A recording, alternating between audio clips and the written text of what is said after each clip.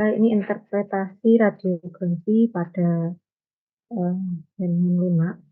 Jaringan lunak ini berkaitan dengan banyak berkaitan dengan bagian-bagian organ dalam, bagaimana menginterpretasikan gambaran hasil dari X-ray, itu, ketika kita mendapatkan hasilnya ya, hanya ada warna hitam dan putih ya, berkaitan dengan radiolucence maupun radiopasitasnya itu. Membedakan area mana yang, merupakan bagian di rongga toraks, yang ditemukan di situ ada pulmo, jantung, kemudian di rongga abdomen nanti ada hepar, lambung, intestin, maupun bagian-bagian organ reproduksi dan yang lain. Nah, itu yang akan kita bahas hari ini dan juga mungkin kaitannya dengan hal-hal apa saja yang bisa mempengaruhi kualitas dari radiografi atau hal-hal apa saja yang bisa membuat terjadinya misinterpretasi atau, kesalahan, atau kesulitan dalam mendiagnosa atau menginterpretasikan hasil gambaran dari radiografi. Ini referensi yang digunakan. Ini sebentar ya, ini tujuannya itu harapannya mampu melakukan interpretasi gambaran radiografi terhadap normalitas maupun abnormalitas jaringan lunak, dan tentunya tujuannya adalah untuk mendukung penegakan diagnosis atau menentukan diagnosa yang tepat atau definitif diagnosis. Nah, untuk diagnosa, rangkaian yang sudah Adik-adik pelajari pada divisi klinik ya, saya rasa di situ banyak mulai dari diagnosa klinis, ada, mempelajari bagaimana cara menganamnesa, menggali, informasi ya dari riwayat ataupun gejala klinis yang terjadi, misalnya, ada pembengkakan ataupun ada diare atau muntah, nanti jenisnya seperti apa, frekuensinya bagaimana, konsistensinya seperti apa, itu yang tentunya juga akan membantu dalam diagnosis. Kemudian juga, pemeriksaan fisik. Selain dari riwayat gejala klinis, juga pemeriksaan fisik yang dilakukan dari berbagai sistem, dari sistem ekstremitas, kemudian juga, respon di sistem sarafnya, ataupun, mungkin, dari tingkat dehidrasi dan yang lain ya, berdasarkan instruksi palpasi, auskultasi mungkin dengan bantuan stetoskop dan yang lain dalam hal pemeriksaan fisik, dan ditunjang juga di sini juga dengan pemeriksaan laboratoris, misalnya bisa, pemeriksaan ekstrakorporatif ataupun yang lain dengan melakukan pemeriksaan di bawah mikroskop ataupun, pemeriksaan mikrobiologis dengan isolasi dan identifikasi menggunakan media, penumbuh bakteri maupun virus, mungkin dengan alat-alat modern dengan PCR. Nah, ini untuk yang X-ray, itu juga menambah kecepatan dari diagnosis, nanti kita juga ada sistem skeletal ya, di sini biasanya dari hasil X-ray itu sebagai dokter hewan akan, membuat deskripsi atau membuat interpretasi dari hasil, foto X-ray-nya itu, temuan apa saja yang dilaporkan ya. Itu mungkin ada pembengkakan ataupun mungkin ada penebalan atau ada, eee, semacam massa ataupun mungkin penumpukan cairan yang terjadi. Oke, mohon maaf, tadi sampai mana? Sampai tujuan ya. Oke, saya lanjutkan. Slide selanjutnya cara pengamatan radiografi. Cara pengamatan radiografi, untuk pemeriksaan X-ray ini memerlukan ruangan yang khusus, memang harus menggunakan ruangan yang dilapisi dengan timbal, karena, radiasi ini juga pada, jaringan hidup atau, sebagai operator yang melakukan X-ray itu, eee, personal, proteksi atau perlindungan diri, alat pelindung diri yang digunakan ya, selain dari ruangannya dilapisi timbal, sinar X-ray yang dipantulkan ini tidak keluar dari ruangan, kemudian juga baju yang digunakan kan biasanya ada eh, pakaian khusus ya APD untuk melakukan X-ray, yang handling misalnya, ataupun yang melakukan pemotretan. Kemudian juga ruangannya adalah ruangan yang tenang dan juga ruang gelap ya. Ada cahaya dimatikan biasanya ya. Seperti yang sudah dipelajari adik-adik mungkin dari materi sebelumnya, ada materi untuk sinar X atau produksi sinar X sendiri yang di situ terkait dengan adanya hubungan ya dari filamen-filamen, kemudian elektroda, eh, ion ion ataupun pergerakan dari katoda dan anoda ya yang di situ akan menghasilkan foton. Nah, ini memerlukan ruangan gelap, tapi kita juga tentunya membutuhkan arus listrik ya, dan juga berkaitan dengan tegangan listrik yang digunakan. Kemudian selain itu tenang, tenang di sini karena yang di X-ray itu adalah hewan ya. Berbeda kalau kita lihatnya pada manusia tentunya akan lebih mudah ya untuk melakukan X-ray. Mungkin kalau pada anak-anak atau bayi perlu bantuan menghandle ya, tapi pada orang dewasa kemudian tidak ada gangguan, saya rasa akan lebih mudah dalam proses pengambilan foto X-ray. Nah, untuk hewan ini tentunya apabila hewannya itu misalnya apa ya, yang tidak jinak seperti itu ya, yang misalnya kucingnya itu kucing yang nggak terlalu jinak itu suka nyakar atau apa itu, dan itu handlingnya harus kuat untuk yang membantu handling. Nah, selain itu, selain kondisi tenang, ruangan gelap, kemudian juga iluminator yang baik dan layak, peralatan-peralatan yang digunakan pada X-ray ini, kemudian juga cahaya yang digunakan pada mesin X-ray ini harus dikontrol. Saya rasa ini sudah disampaikan pada materi produksi sinar X ya, ada faktor-faktor yang mempengaruhi mungkin jarak, kuat arus, tegangan listrik, kemudian lama paparan cahayanya yang di ini untuk radiofreq dan radiolucence mungkin sudah disampaikan kemarin ya, ini istilah saja. Radio pasidi, semakin radiofreq tentunya warnanya akan semakin putih atau hitam. Semakin radiofreq,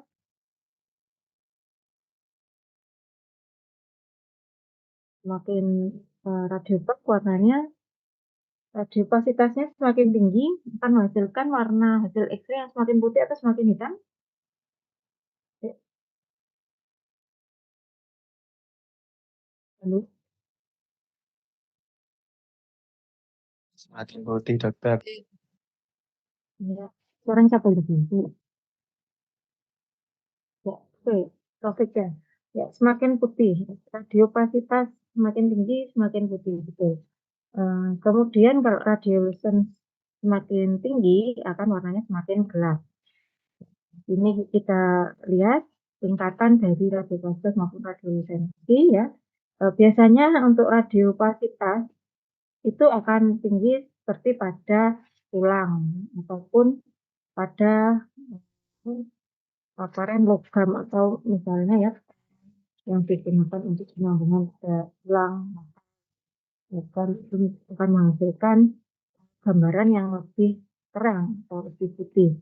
Kemudian untuk radiolucence itu lebih gelap. Contohnya pada organ apa? Untuk yang biasanya lebih radiolucence ya. Di sini ada ketika yang berisi udara. Kira-kira apa? Pulmo mungkin dok. Ya, di pulmo. Di pulmo yang berisi gas, udara, itu eh, organ akan tampak gambarannya lebih radiolucent. Pada kondisi-kondisi tertentu, seperti pada pulmo yang mengalami pneumonia atau peradangan ya, di mana pada pneumonia ini eh, kita kaitkan dengan patologi ya, kan ada eksudat ataupun massa yang terpapar bisa eksudat, transudat, ataupun cairan, fibrin atau yang lain. Nah, ini juga akan menghasilkan gambaran yang berbeda pada hasil X-ray-nya. Karena air yang berada pada pulmo, biasanya isi udara gitu ya, radiolucens, ketika ada air ataupun mungkin massa granulum atau ada penderita tuberkulosis, ya, atau penderita TBC. Nah, ini akan ada area yang lebih terang, area yang lebih radiopak, karena masa perkebuan ini akan menjadi lebih keras sehingga dengan hasil sinar X-ray itu akan menghasilkan gambaran yang lebih radiopak atau lebih putih. Begitu juga dengan cairan, ini akan meningkatkan radiopasitasnya. Nah, udara lemak, ya, untuk lemak ini lebih rendah radiolusensinya menuju ke arah radiopak, ya. Dan tingkatannya ada air, tulang, sampai ke metal ataupun logam. Jadi ini gambaran, di sini ada Erlenmeyer ya, Erlenmeyer yang dilakukan pemotretan dengan gambaran atau dengan mesin X-ray. Terlihat bahwa pada bagian atas di udara, ada udara di bagian awal dari Erlenmeyer itu merupakan radiolucens. Tingkatan degradasi dari warnanya ya, di sini mulai cenderung agak putih, air lebih putih lagi. Kemudian tulang yang nomor 4 itu yang di bawah Erlenmeyer-nya. Untuk yang metal yang nomor 5, yang metal saya rasa lebih radiopak, lebih putih dibandingkan dengan tulang, dari tingkatan radiopasitasnya lebih tinggi. Itu sekilas mungkin merefresh materi radiopak radiolucens. Kita lanjutkan untuk selanjutnya konsep tridimensional atau yang berkaitan dengan radiografi. Jadi gambaran yang kita dapatkan adalah gambaran 2 dimensi ya. Mungkin bagian besar di sini sudah pernah melihat gambaran hasil X-ray ya. Entah itu mungkin hasil X-ray pemeriksaan sendiri ataupun mungkin di praktikum mungkin sudah mendapatkan contoh gambaran film atau hasil dari foto X-ray. Nah, itu merupakan gambaran 2 dimensi. Kemudian rekonstruksi imajinatif yang berkaitan dengan proyeksi ortogonal minimal 2 proyeksi. Maksudnya di sini adalah biasanya ketika mengambil gambar itu untuk menghasilkan hasil interpretasi yang mendukung diagnosa atau membantu diagnosa dokter hewan ya. Ini bisa menggunakan 2 proyeksi atau kita bisa melihat dari 2 sisi yang berbeda. Misalnya mengambil gambar dari rebah lateral, rebah rebah lateral ataupun juga ditambah dengan rebah dorsal atau posisi yang lain yang memungkinkan di area foto yang area yang exposure atau area yang mau diamati ya, yang ingin dipotret. Nah, itu lebih jelas di mana. Itu bisa didukung dengan 2 posisi. Kemudian referensi pada kondisi normal yang kita perlukan, sehingga keilmuan di dalam anatomi ya, itu juga sangat diperlukan pada radiologi. Karena di sini kita juga akan merefresh kembali bagian tubuh ataupun bagian-bagian ekstremitas dari tubuh juga. Itu dia di area pulmo ini di area mana sih? Kemudian jantung dan yang lain ya. Nanti ada contoh foto untuk melihat gambaran dari foto X-ray dan untuk menginterpretasikan sistem jaringan lunak tersebut. Kemudian pengecekan rutin dari radiograf ini diperlukan pengecekan baik itu arah sinarnya, kemudian posisi pasien. Jadi yang akan membantu hasil yang kita inginkan itu sesuai dan detail yang diharapkan ya. Itu misalnya terjadi fraktur di area femur, mau diambil dari area mana. Ini disesuaikan dengan kondisi pasien, kemudian juga arah sinar dan juga posisi pasiennya.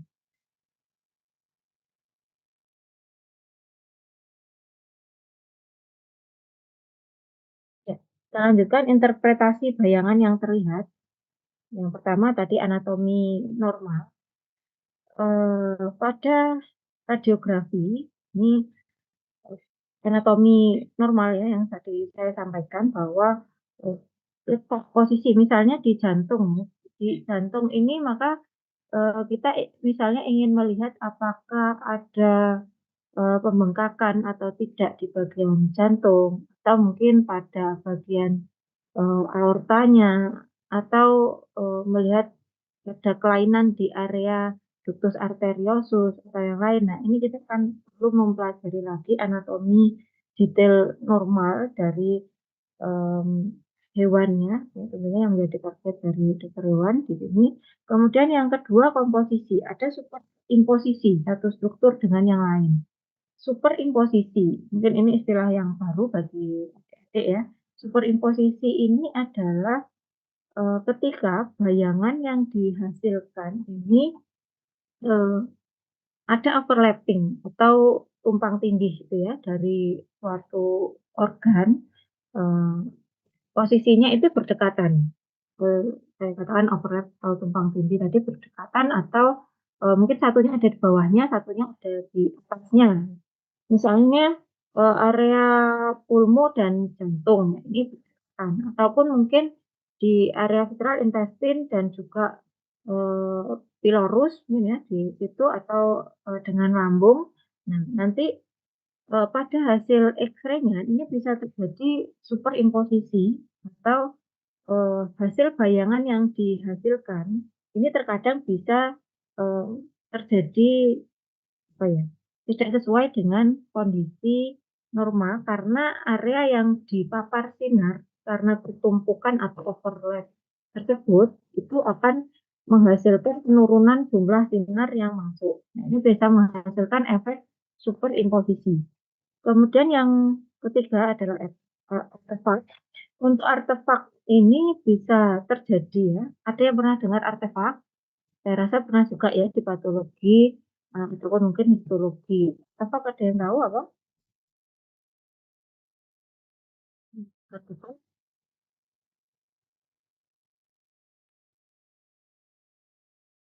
dulu Seperti bentukan yang lain gitu mungkin dok. berarti bentukan yang lain. Oke, bentukan yang lain. Oke, ada yang lain lagi? Mungkin artefak bisa ya, bentukan yang lain atau yang eh, lain mungkin ya mendapat juga. Boleh ya. Jadi artefak bentukan yang lain ataupun mungkin ada kalau pada pewarnaan itu semacam ini ya, pengecatan di situ seperti ada yang seharusnya tidak ada di situ atau saya bilang di kotoran atau noda yang ada di situ. Nah, pada artefak pada radiografi, artefak ini misalnya terjadi misal pada operator yang atau yang menghandling ya, yang menghandling itu paramedik misalnya yang membantu menghandling pada waktu proses pengambilan foto radiografi. Ini misalnya menggunakan cincin, ya, menggunakan cincin, kemudian ataupun mungkin pada hewannya, mungkin kalungnya menggunakan ada apa logam atau yang lain ya. Nah, ini bisa menjadi artefak yang membuat ada gambaran lain atau warna lain yang tampil yang sebenarnya itu bukan organ. Tadi yang disampaikan Ayu ya, dan gambaran yang lain juga di situ. Nah, itu adalah karena yang seharusnya bukan merupakan bagian tubuh dari hewan tersebut. Itu salah satu contoh, itu pun juga ada artefak-artefak yang lain. Kemudian lesi patologis. Lesi patologis apabila ada kelainan patologis, contoh tadi ada pneumonia atau pada perikardium misalnya terjadi perikarditis, di situ terdapat penumpukan cairan atau efusi cairan dari komponen sel radang. atau di hepar misalnya, di hepar ini mengalami hepatitis sehingga ada pembengkakan di area heparnya. Nah, ini juga menjadi lesi patologi. Bagaimana kita menginterpretasikan bayangan, perbedaan bayangan-bayangan tersebut.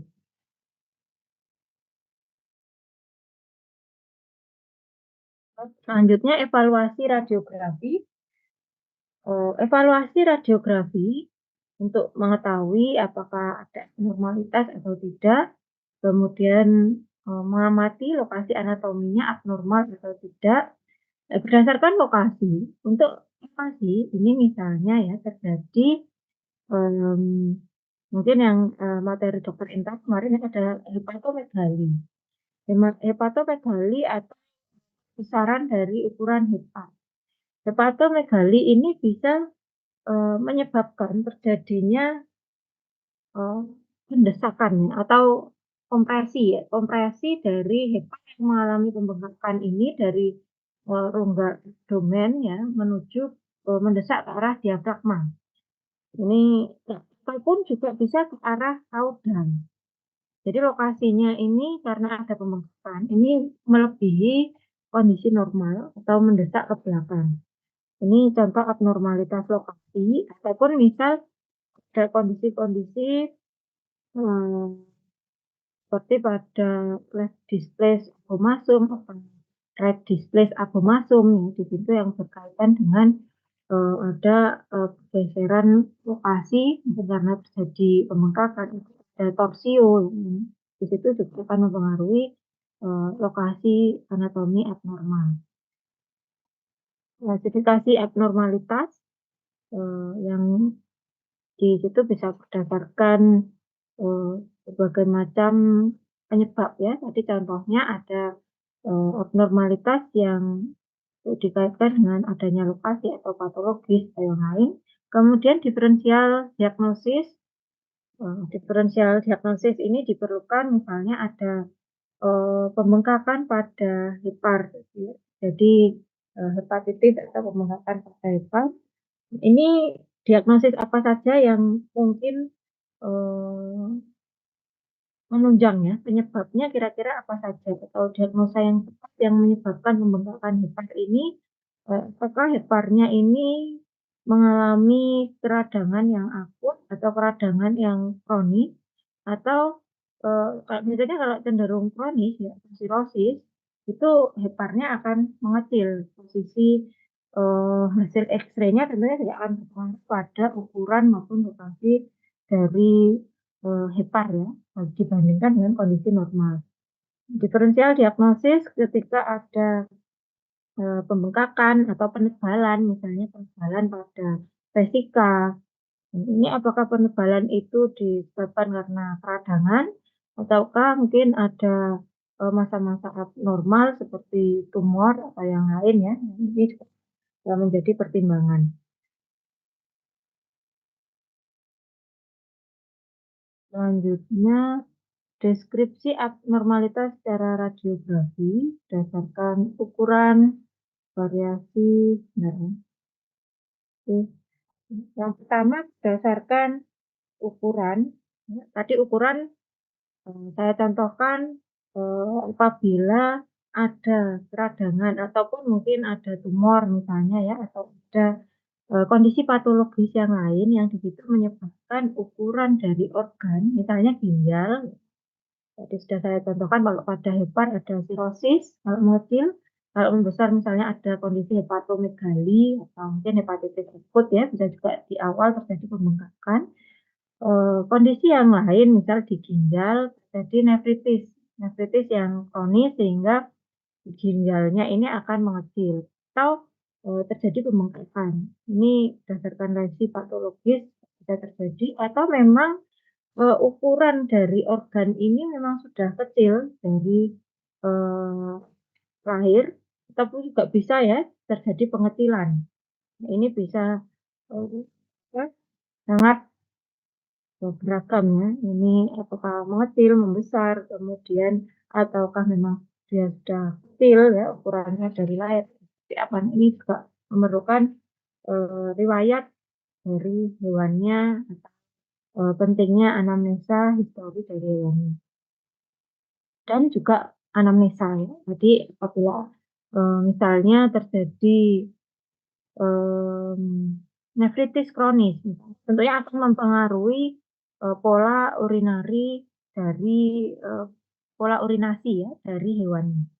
Kemudian selanjutnya variasi kontur maupun bentuk dari bentuk itu kalau yang dihasilkan nanti akan berbeda dengan foto 3 dimensi yang kita dapat dari radiograf hanya hitam dan putih, maka yang kita interpretasikan dari bentuk itu ada bentuknya mungkin di hepar ya, tadi awalnya heparnya itu tajam, tapi ketika ada pembengkakan menjadi lebih bengkak atau lebih tumpul. Begitu juga mungkin pada di area jantung, di apex jantung biasanya lebih runcing atau lebih tajam ya, ketika ada pembengkakan nanti akan bisa menjadi lebih tumpul. Itu berkaitan dengan bentuk ataupun juga perubahan yang lain.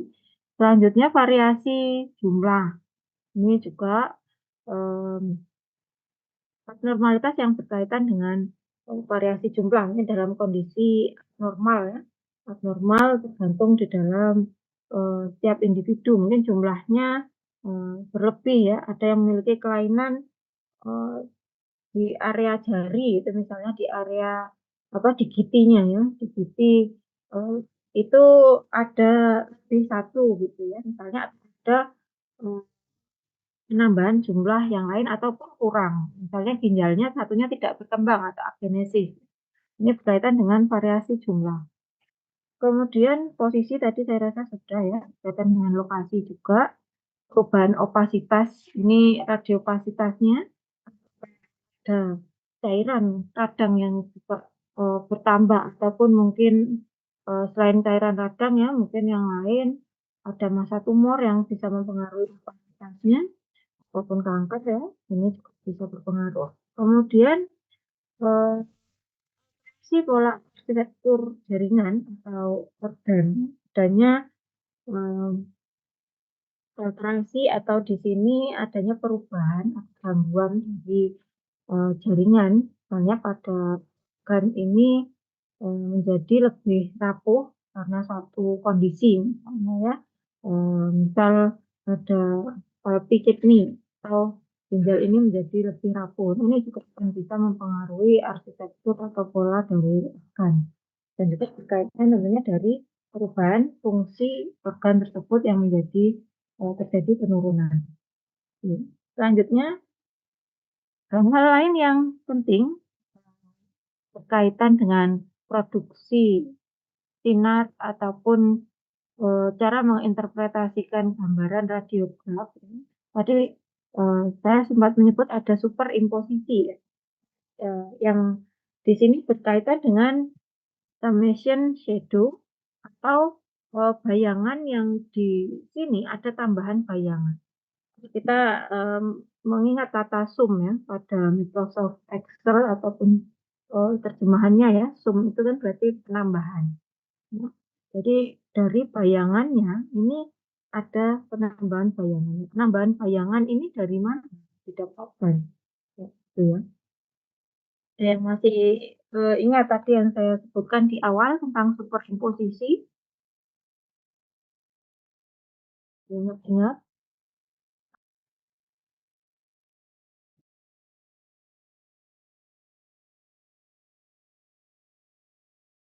imposisi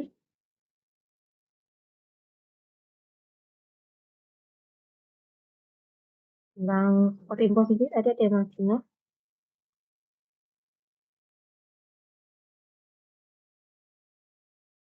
Saya cek ya, karena belum ada yang komen, saya cek dulu, saya panggil ya.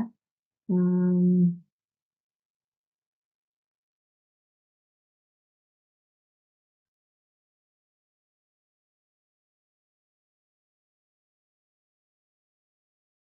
Dika ada di sini, Dika di Tavianti,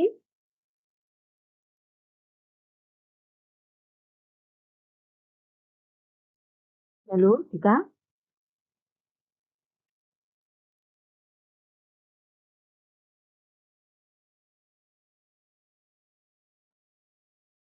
atau yang lain? lain mungkin ada yang ingin membantu tentang superimposisi tadi?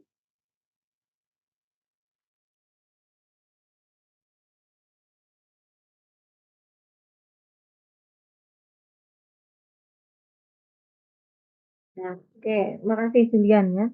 Jadi superimposisi ini bayangan yang terjadi karena adanya tumpukan dari organ ya, yang di situ terjadi penambahan bayangan.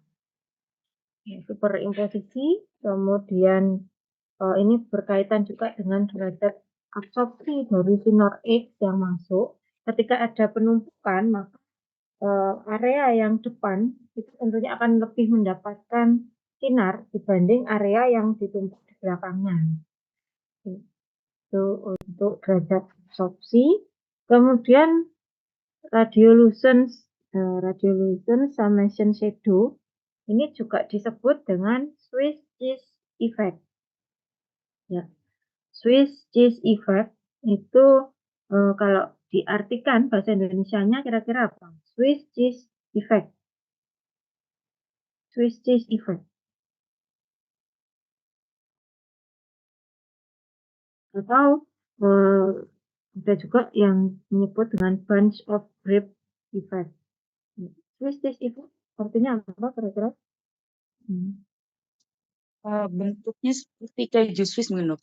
Nah, bentuknya ada apa seperti keju. Keju itu masih ingat ya, bentuknya kayak ada bolong-bolong gitu ya di tengahnya ya. Nah, maka disebut Swiss cheese effect atau bunch of grape effect. Kalau grape ini kalau adik-adik melihat ya anggur ya, itu ya tumpuk-tumpuk gitu kalau apa segerombol anggur gitu.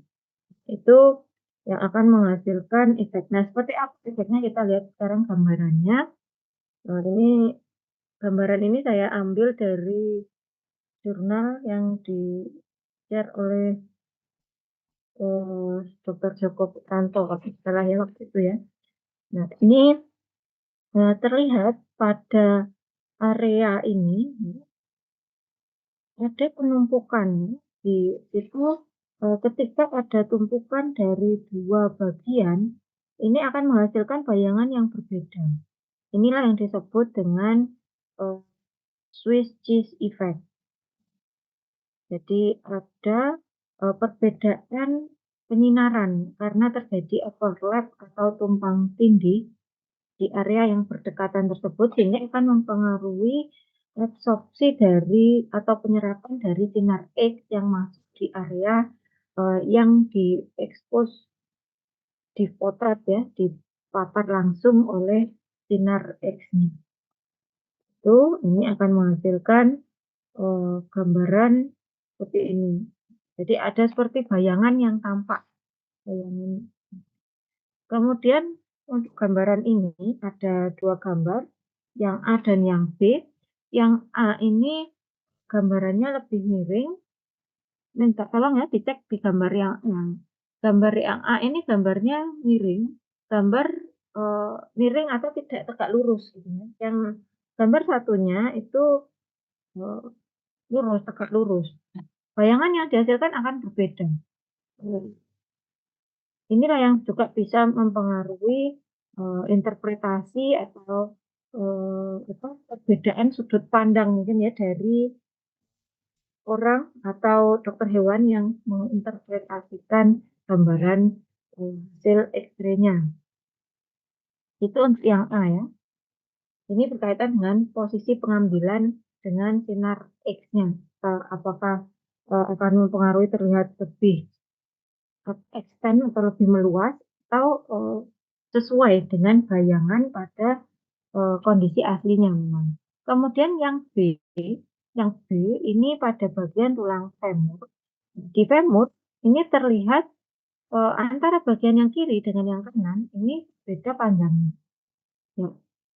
Yang lebih pendek ini yang mana? Yang kanan. Ya, kalau di kita yang kanan ya di sini ya. Nah, di sini di area kalau dari pemotretannya ya di hasil fotonya ini yang kiri ya. Karena pada anjing ini mengalami painful hip atau adanya nyeri di area panggul ya, dan di oh iya ya, mohon maaf ya, di area right pelvic sebelah kanan ya. Di sini pelvic di area kanan, di panggul sebelah kanan femur itu eh, tidak bisa didiskusikan gitu atau susah ya, karena di sini hewannya ini mengalami nyeri. Sehingga pada hasilnya itu bagian left femurnya itu terlihat lebih kecil atau lebih pendek dibandingkan dengan yang sebelah kanan, atau terlihat asimetris. Padahal sebenarnya di sini bukan karena memang tulangnya itu ukurannya menjadi lebih kecil, tetapi karena suatu kondisi ada nyeri gitu ya, sehingga untuk mengekstensi bagian kaki atau bagian femur ini menjadi lebih susah, sehingga akan mempengaruhi hasil pemotretan radiografinya. Ini gambar contoh yang lain dari superimposisi. Nah, untuk superimposisi, di sini contoh gambaran pada lebah. Lebah apa ini kira-kira hewan di sini yang dipotret? Lateral kayaknya. Lateral. Nah, oke, lebah lateral ya. Di lebah lateral di sini bagian femurnya ini diabduksi atau menjauh dari tubuh ya. Kalau abduksi kan berarti ini abduksi ditarik menjauh gitu, sehingga tidak menutupi area abdomen yang mau dipotret. Kemudian dengan gambaran ini kita juga bisa melihat ada area yang ditunjuk panah hitam maupun panah putih ya. Di situ ada nipel atau puting ya, puting dari anjing yang di sini terlihat lebih radiopak. Nah, ini bisa ketika dipotret dan ada masa radiopak ini, kalau kita tidak menganalisis anatomi normal tadi ya, atau memperhatikan dengan jeli kira-kira apakah ini memang normal atau normal. Ternyata awalnya dikira ini adalah kista. Di sini tertulis where they could be misinterpreted as cystic calculi. Jadi bisa salah menginterpretasikan atau terjadi misinterpretasi, dikiranya ini adalah batu pada ada batu pada kalkuli di area bladder atau di area vesika urinaria, di area kaudalnya, di area bawah ya. Ini dekat dengan area lumbal ya. Jadi ini di area bawah. Ini uh, ada area vesika urinari yang di sini tampak terlihat pada radiopasitas. Ini yang kemudian bisa diartikan atau dimisinterpretasikan dengan adanya sistik kalkuli atau batu pada area vesika. Kemudian contoh summation shadow yang lain, ini bisa terjadi di area rongga toraks juga. Di sini bagian yang saya tunjuk ini ya, tulang di area costae-nya, area costae, kemudian yang radiolucens di dalamnya ini adalah bagian pulmo. Kemudian terdapat area yang lebih radiopak di sini, area yang opasitasnya lebih tinggi atau warnanya lebih putih. Ya. Tampak seperti ada nodul di pulmo, yang pulmo tadi secara normal itu tampaknya karena berisi gas ya, secara normal harusnya radiolucen semua. Tapi ini kayak ada putih-putihnya ya, apakah ini kira-kira ada nodul gitu. Maka di sini um, bisa terjadi misinterpretasi bahwa ini seperti ada vokal nodul. Mungkin ada pneumonia atau yang lain ya, itu bisa mengarah ke situ atau fibrosis pada pulmo. Padahal sebenarnya di sini merupakan summation shadow yang terbentuk karena adanya penumpukan overlap atau tumpang tindih antara caudal lobe vessel atau area pembuluh darah di bagian kaudal dari pulmo dengan tulang rustik atau di bagian rongga toraks ya, dengan tulang di bagian rongga toraks di sini. Sehingga seperti itu akhirnya terjadi warna atau opasitas yang meningkat. Fenomena summation shadow.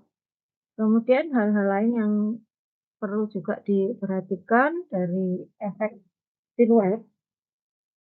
Efek siluet selain tadi bisa terjadi superimposisi, juga bisa dari dua struktur ujung, misal dari dua struktur atau margin batas dari dua organ yang berbeda. Nah, ini tidak jelas, bisa menghasilkan siluet yang positif, ataupun dua organ yang tidak kontak, tetapi di sini ada pemisah dengan substansi radiopasitas yang berbeda, mungkin ada peradangan di situ, atau terjadi abses yang lain ya, sehingga ini akan mempengaruhi batas dari organ juga atau margin yang diamati.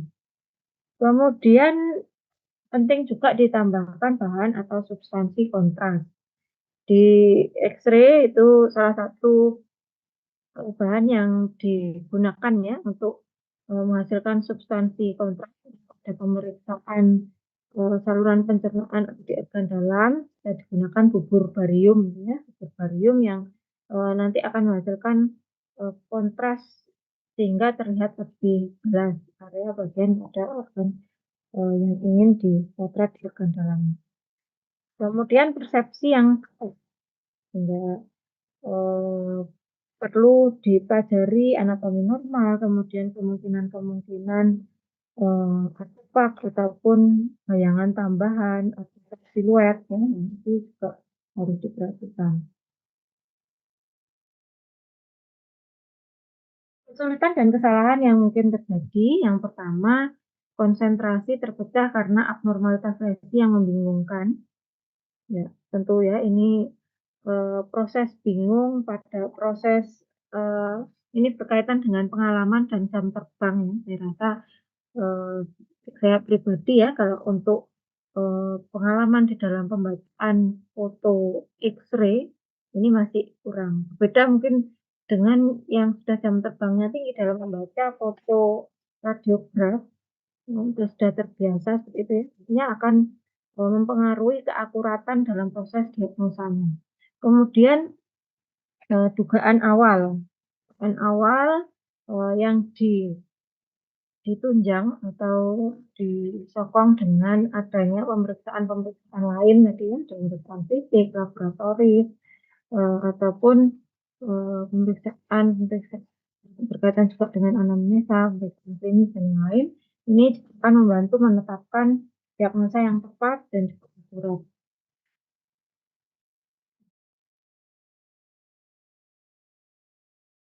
Selanjutnya,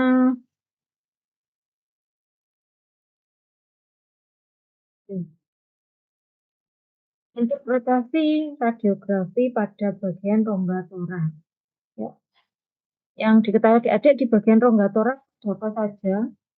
Ingat yang ada di rongga toraks. Saya kembali ke gambar sebelumnya tadi ya. Sebelumnya tadi ada gambar sebelumnya, bukan dalamnya. Oh, ada. Ya. Ada yang masih ingat bagian di dalam rongga toraks? Organ-organ yang bisa kita temui di rongga toraks apa saja? Pulmo dan jantung, Dok. Pulmo dan jantung. Oke. Ya, pulmo dan jantung terutama ya yang kita bisa temui di bagian rongga toraks, sehingga interpretasi radiografi pada rongga toraks tujuannya adalah kita gunakan untuk mengevaluasi ukuran ataupun adanya pembesaran atau pengecilan dari organ jantung, pulmo, maupun juga sampai detail ke area bilik-biliknya. Ini yang cukup sulit ya, karena jantung tadi kalau kita lihat di X-ray itu hanya bentuknya agak lonjong dan runcing bagian ujung ya, warnanya putih. Nah, sementara di dalam jantung ini akan ada atrium, ventricle, kemudian juga katup. detail sampai ke bagian-bagian itu yang perlu dipelajari lebih lanjut. Selanjutnya kompensasi maupun dekompensasi. Nah, kompensasi di area jantung itu bisa terjadi berkaitan tadi dengan pembesaran jantung. Misalnya adanya stenosis pada katup di jantung, itu katup mitralis, tricuspidalis, atau mungkin semilunar ya. Nah, itu bisa menyebabkan jantung ini mengalami kompensasi.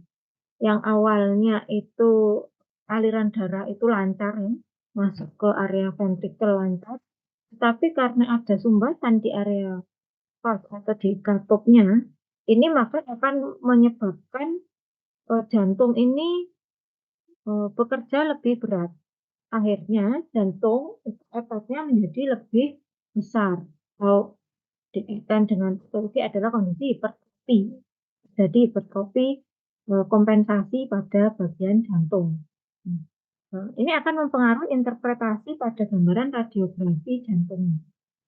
Itu berkaitan dengan kompensasi atau dekompensasi. Ketika jantung sudah tidak bisa mengkompensasi abnormalitas yang ada pada lokasi jantung tersebut. Untuk kaitannya kompensasi dan dekompensasi yang bisa mempengaruhi ukuran maupun bentuk dari jantungnya. Kemudian massa dan efusi perikardial. Fotografi ya atau radiografi pada rongga torak selain untuk melihat pembesaran pengecilan juga mengevaluasi apakah ada massa abnormal. Misalnya tadi terjadi perikarditis, ya. Perikarditis atau mungkin pleuritis atau pneumotorak, atau hidrotorak atau hemotorak. Ada cairan, ada massa atau mungkin bisa perdarahan, bisa gas, bisa cairan. Nah, ini kita interpretasikan dari gambaran radiograf tersebut. Kemudian abnormalitas pada bagian pulmo. Di pulmo ini misal terjadi pneumonia yang kronis, ya, atau fibrosis pada area pulmo, tentunya akan memberikan gambaran yang berbeda dari kondisi normal. Pulmonya menjadi lebih radiopak, ukurannya bisa menjadi lebih kecil, atau mungkin di tengah-tengahnya bisa kita ketemukan ada area nodul, vokal nodul yang terlihat lebih radiopak, atau yang lain ya, ditanya dengan kondisi pneumonia atau pneumotorak ataupun yang lain. Selanjutnya,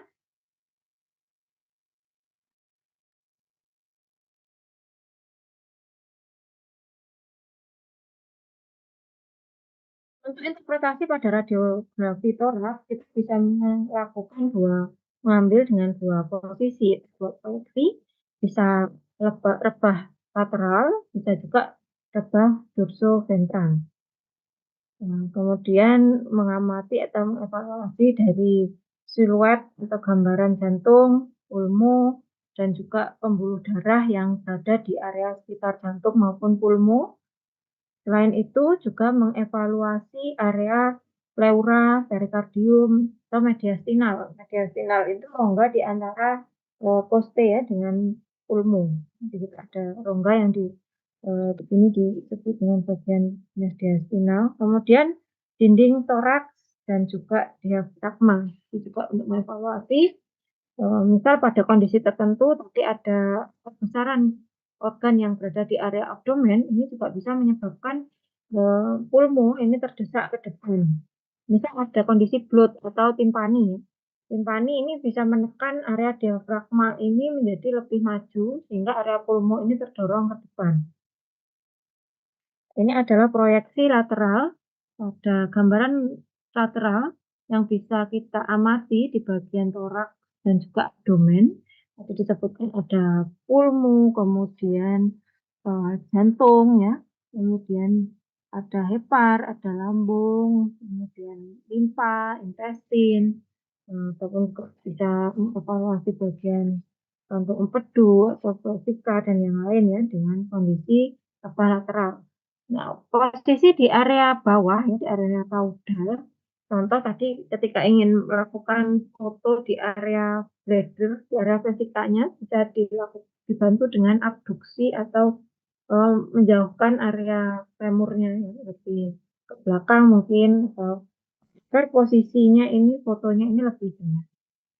Selanjutnya ini gambaran hasil X-ray radiografi dari contoh ronggator yang tadi kan.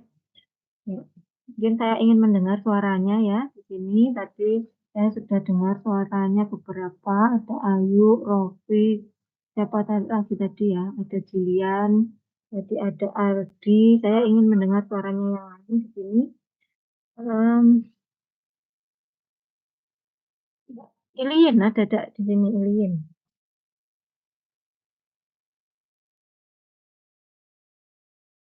Halo. Ada. Oh, Oke, ya ini contoh fotografi radiografi pada anjing ya. Yang saya tunjuk ya, ini ada penunjuknya nggak di gambaran ini ya? Di sini yang saya tunjuk ini bagian organ apa? Yang radiolucent, ini benar paratalnya ya. Ini paratal. Yang hitam-hitam ini lin, kira-kira organ apa? jantung atau paru, do paru. Ya, paru, betul paru ya. Jadi ini paru. Karena tadi kita belajar tentang radiolucent dan radiopak ya. Di area paru, area pulmo, karena berisi gas ya, udara, sehingga sifatnya lebih radiolucent. Di sini warnanya terlihat lebih hitam. Ini di area rongga thorax, di belakang abdomen. Kemudian yang warnanya lebih radiopak, ini kira-kira apa? Ada apa? Ini Adila, ini Adila.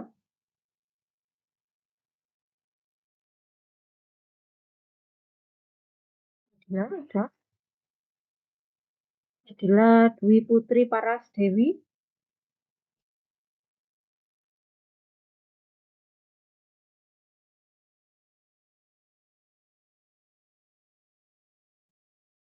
Halo, Adila. Adila masuk ke kamar mandi mungkin. Yang lain, Putri Haibah. Ada Putri Haibah?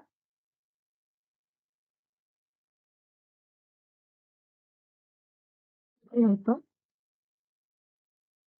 Iya, dokter. Ya, sip. Ini yang saya tunjuk, Dek, organ apa? Yang lebih radiopak ini di bagian orat, buat sini.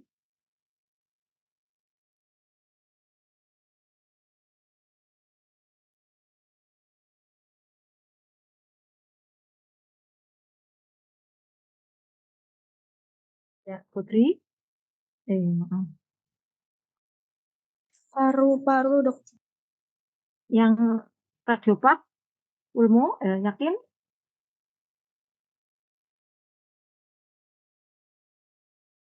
Pulmo. Yang ini yang saya tunjuk. Hmm. Yang saya tunjuk, Putri. Yang pulmo kan tadi yang radiolucent ya. Di radiolucent yang lebih hitam ya, ini pulmo. Nah, untuk karena di sini ada efek siluet tadi ada superimposisi, ada tumpang tindih atau overlap antar organ ya, sehingga akan menghasilkan bayangan yang berbeda. Nah, di bagian ini sebenarnya adalah jantung ya. Yang warnanya lebih radiopak, ini adalah bagian jantung. Ini juga jantung itu karena tumpang tindih dengan overlap dengan bagian organ pulmo ya, sehingga di sini area pulmonya tampak selain radiolucent juga ada radiopaknya di tengah. Ini ada siluet yang dihasilkan. Ini juga ini jantung, jantung, jantung. Jadi ini adalah gambaran radiograf di area rongga thorax, ada pulmo dan jantung. Ya, makasih Dek Putri dan juga Dek Ilingin ya. Kita lanjut. Ini skematis posisi jantung dan pulmo di dalam kavum toraks. Skematisnya, jadi ketika kita melihat ada jantung ini tadi ya, ternyata kita tidak hanya eh, perlu mengetahui bahwa ini adalah jantung. Lebih detail lagi, lebih baik lagi kalau kita juga mempelajari detail areanya. Apakah ini di bagian ventricle kanan atau ventrikel kiri, atrium kanan, atrium kiri, kemudian daerah pembuluh darah di sekitar jantung juga ya, aorta maupun arteri pulmonalis di situ. Ini juga evaluasi. Nah, ini contoh untuk melakukan evaluasi dari gambaran radiograf di area rongga toraks. Jadi tadi ketika kita sudah menentukan, oh ini jantung, gitu ya, ini jantung. Itu bisa dibantu di orek-orek ini, misalnya dievaluasi ya, diperkirakan, dibagi areanya. Nah, ini area ventrikel kiri, ini area ventrikel kanan. Yang saya tunjuk ini left ventricle, adalah ventricle. Yang atas adalah atrium, rambi kiri, rambi kanan, kemudian bilik kiri, bilik kanan, kemudian juga ada aorta, arteri pulmonalis, kemudian nanti di situ juga ada percabangan yang mengarah ke area vena superior maupun eh, superior maupun inferior yang vena cava ya. Jadi dari vena cava maupun dari aorta. Ini contoh mengevaluasi atau menginterpretasikan radiografi pada toraks. Ini juga masih sama ya, tadi pada kondisi lateral yang di sini, ini pada kondisi rebah dorsal ya.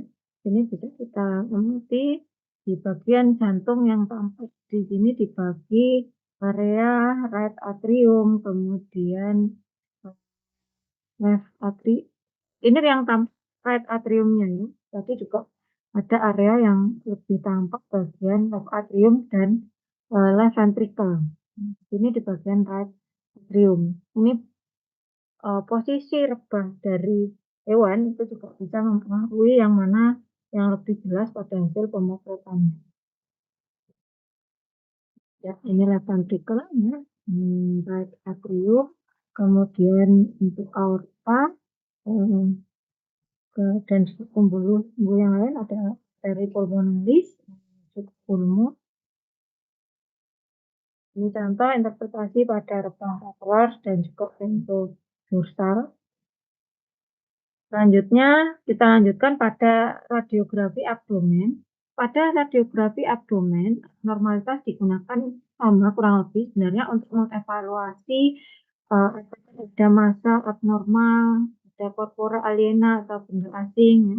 Kemudian ada asites atau penumpukan cairan di bagian rongga abdomen.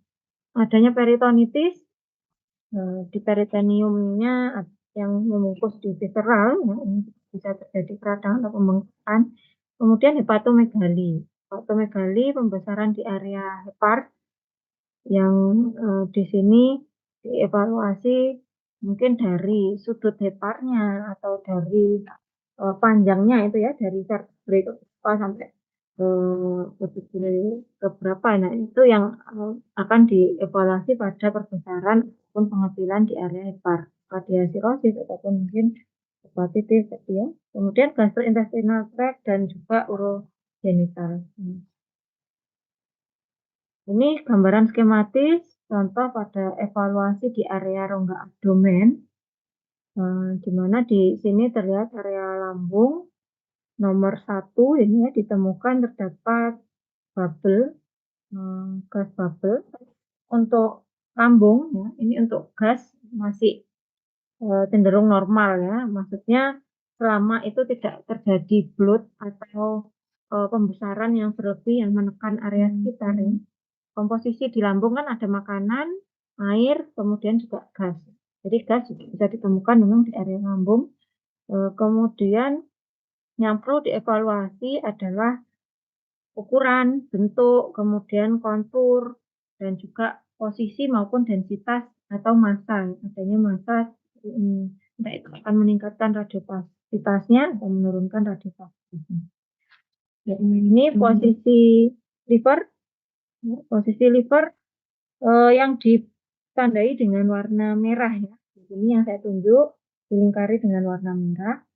Posisi sudut dari lobus hepar ya.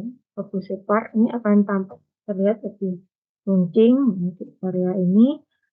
Kemudian adanya kontak dengan lambung ini akan mempengaruhi hasil siluet dari heparnya. di rongga abdomen. Dan di area pencernaan, entah itu di lambung ataupun di area usus, di intestin maupun kolon ya, menemui beberapa degradasi warna ya. Maksudnya karena ada komposisi makanan tadi yang saya sebut cairan, kemudian juga gas ya. Jadi ada area yang lebih radiolusen, ada area yang lebih radiopak. Misalnya pada kondisi konstipasi atau susah BAB, di situ defekasinya ya yang terhambat sehingga fesesnya ini mungkin mengeras. Nah, ini akan mempengaruhi warna radiopasitas di area kolon gitu. Kemudian pada bagian ginjal. Ginjal lebih ginjal dan pulmo itu menempel ya di area vertebrae ya. Tadi kalau pulmo menempel di costenya ya. Di sini ginjal juga menempel sebagian pelan-pelan di vertebrae di sini. Dekat dengan vertebrae lumbalis ya. Di sini ginjal diamati posisinya kalau di bagian bawah ya. Di sini juga diamati area yang menempel ya, tersebut. Ini misalnya kita mempelajari dari segi anatomi maupun cara menginterpretasikan bagian-bagian. Kemudian ini tadi sudah ya, beware with diagnostic overlying nipples as renal or cystic calculi. Jadi ketika tadi terlihat ada yang dikira ada batu pada bagian vesika, bagian urinarinya ya, ternyata adalah nipple di area kaudal. Kemudian ini adalah bladder pada vesika urinaria ya yang tampak terlihat di sini lebih radiolusen.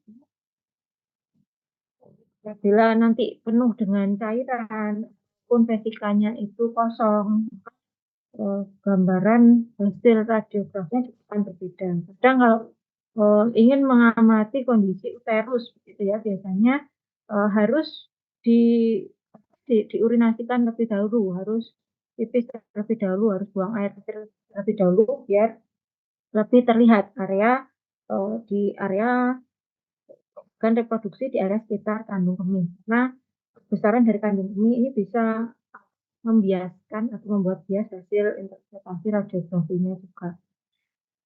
Nah, ini apabila ada batu misalnya ya, ada batu pada vesika, maka akan tampak warna yang lebih radiopak atau radiopasitasnya meningkat.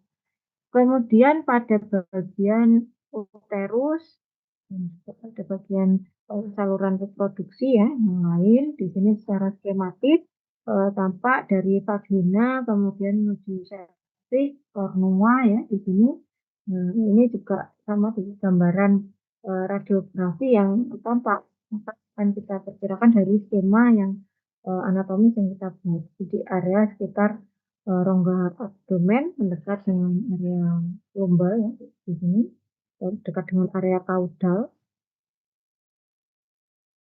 Di sini juga contoh dari foto interpretasi radiografi pada bagian rongga abdomen yang terlihat di sini terdapat dilatasi pada bagian usus halus. Nah, untuk mengetahui penyebab dari dilatasinya, apakah dilatasi ini berisi cairan ataupun mungkin massa yang abnormal atau seberapa tingkat dilatasinya dibandingkan dengan ukuran normal ini yang harus diatasi. Kemudian ya, yang saya sampaikan tadi ya, di sini masih ada bagian-bagian yang radiolusen. Ini adalah gas yang terdapat pada bagian pencernaan. Ini tadi di area rongga toraks ada pulmo, kemudian di area rongga abdomen ini ada lambung, kemudian juga ada hepar, kemudian di sini yang terdapat ini ada area intestin. Ini juga small intestine yang kemudian mengalami dilatasi ya, ini ditandai. Kemudian ada area-area yang marginnya kurang terlihat detailnya, yang terlihat batasnya secara jelas. Kemudian yang lain tampak di sini juga ada bagian ginjal ya yang terlihat batasnya dengan dibandingkan dengan area sekitar. Di sini ya kita amati di bagian tengah abdomen, tadi yang bisa kita amati di bagian intestin, kolon, kemudian juga area vesika, dan juga saluran reproduksi yang sampai di area kaulum.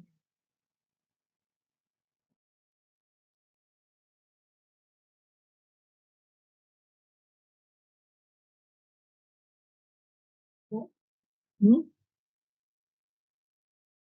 kita amati di sini radiolusensinya cukup besar atau terjadi dilatasi yang besar di area small intestine. Ini tadi pentingnya anamnesa, kemudian pemeriksaan ini pemeriksaan fisik sehingga membantu menunjang pada interpretasi gambaran radiografinya juga di area lambung, kemudian hepar, melihat adanya perbesaran atau tidak untuk di area vesika dan juga di bagian organ reproduksi ini. Oke, itu ya untuk materi hari ini, interpretasi radiografi pada jaringan lunak. Mungkin ada yang ingin ditanyakan tentang tujuannya, kemudian juga kemungkinan atau misinterpretasi dengan summation shadow ataupun artefak ataupun juga yang lain. Tadi ada saja yang perlu diperhatikan ya, faktor atau abnormalitas saja yang mungkin bisa kita temukan pada gambaran radiografi, baik pada proyeksi atau pada dua posisi, yaitu parametral, dorsal, kemudian ventrodorsal atau dorsoventral. Ya, mungkin ada yang ditanyakan sampai di sini terkait materi interpretasi pada radiografi pada jaringan lunak. Belum ada, dokter. Oke, belum ada yang lain?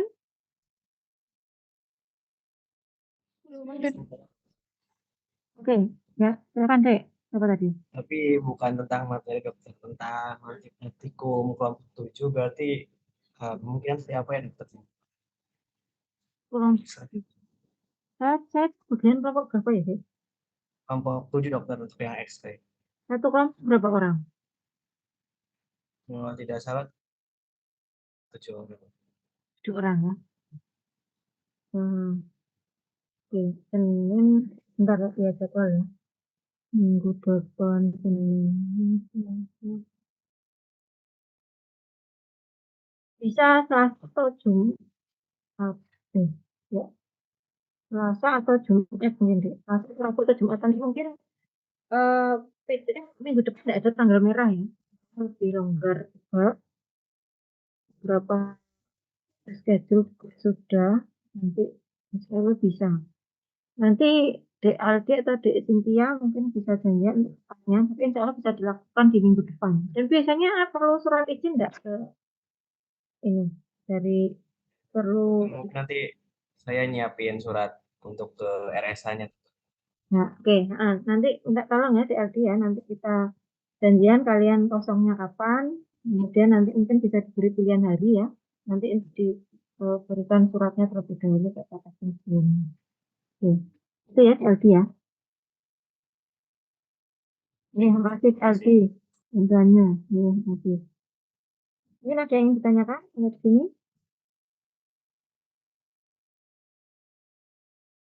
Belum ada. Belum ada? Oke. Ya. Yang belum ada, yang lain sama belum ada? Coba 3 suara tambahan. Belum ada, dokter. Oke, ada dok. Oke, siapa lagi tadi? Ada lagi yang mau bersuara? Oke, sudah cukup ya. Terima kasih atas perhatiannya. Mohon maaf saya lagi mengganggu waktu liburnya. Selamat melanjutkan aktivitas liburannya ya. Terima kasih atas perhatiannya. Mohon maaf kekurangan saya hari ini. Nanti mungkin kita lanjutkan pertemuan saya selanjutnya. Kayaknya masih satu ya. Saya ada 2 tatap muka.